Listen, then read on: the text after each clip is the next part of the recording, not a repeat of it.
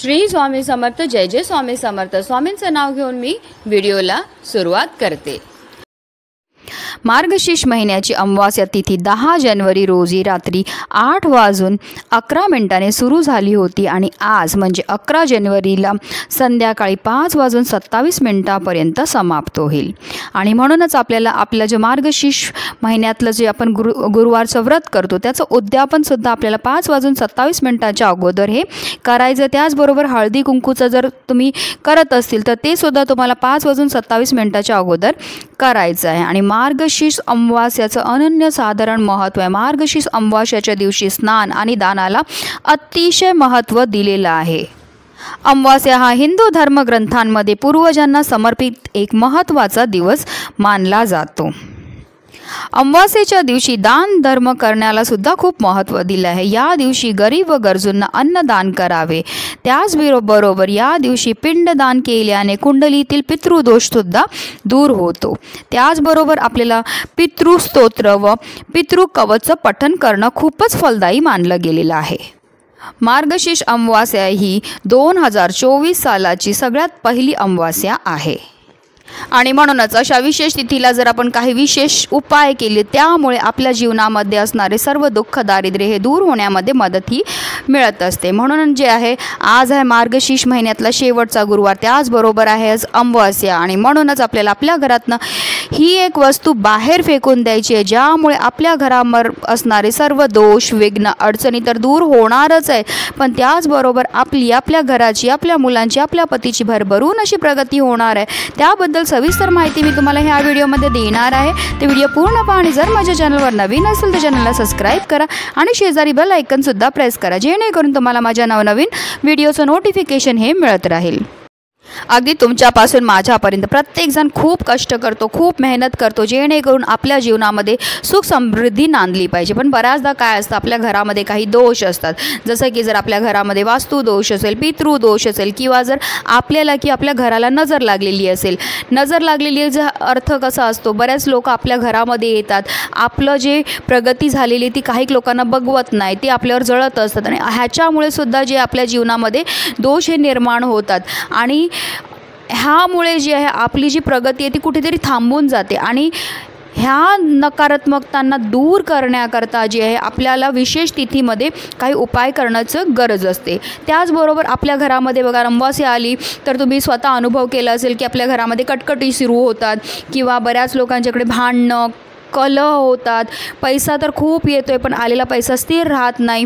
त्याचबरोबर मुलं चांगली शिकली आहेत पण त्यांना नोकरी मिळत नाही आहे किंवा मुलांचं लग्न जुळत नाही आहे. तर ह्या प्रकारच्या सगळ्या समस्या का उद्भवतात, तर आपल्या घरामध्ये जर पितृदोष असेल, वास्तुदोष असेल किंवा एखादा आपल्या घराला नजर लागली असेल, आपल्याला नजर लागली असेल तर त्यामुळे सुद्धा अशा प्रकारच्या अनेक समस्यांना आपल्याला सामोरं हे जावं लागतं.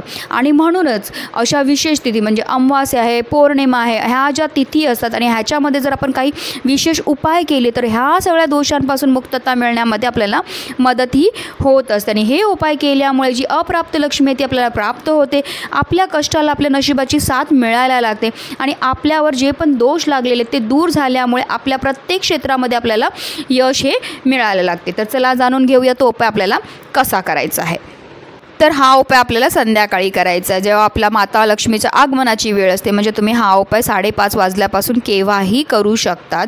तर हा उपाय करताना जे आपल्याला 3 वस्तू लागणार आहेत. सगळ्यात पहिली वस्तू म्हणजे खडे मीठ. खडे मीठ हे माता लक्ष्मीला अतिशय प्रिय आणि त्याचबरोबर खडे मिठामध्ये जे तत्व असतात ते आपल्या घरामध्ये असणारी जेवढी पण नकारात्मकता हे दूर करण्याचं काम हे करत असतात.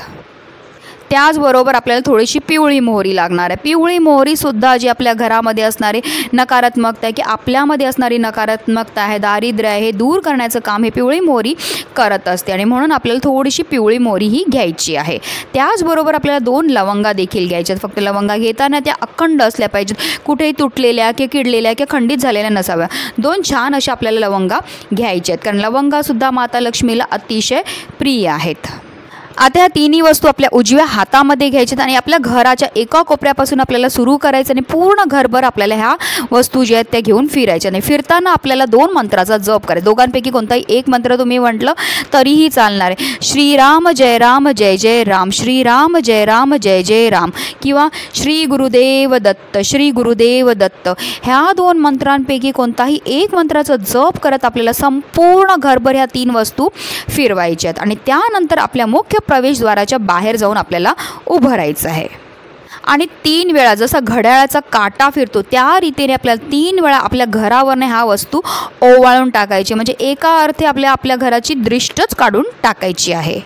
आणि त्यानंतर आपल्याला त्या वस्तू अशा लांब ठिकाणी टाकायच्या जेणेकरून त्याच्यावर कोणाचा पाय नाही पडला पाहिजे. कारण आपला केलेलं जे उपाय म्हणजे आपण आपल्या घरातली नकारात्मकता दोष आहेत ते घराच्या बाहेर काढून टाकलेत आणि त्याच्यामुळे दुसऱ्याला त्रास नाही झाला पाहिजे ही काळजी आपल्याला घ्यायची आहे.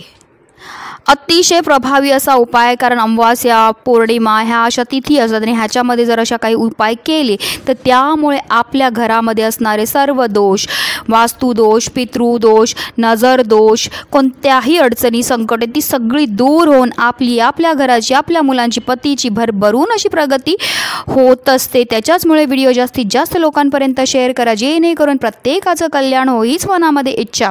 श्री स्वामी समर्थ. जय जय स्वामी समर्थ.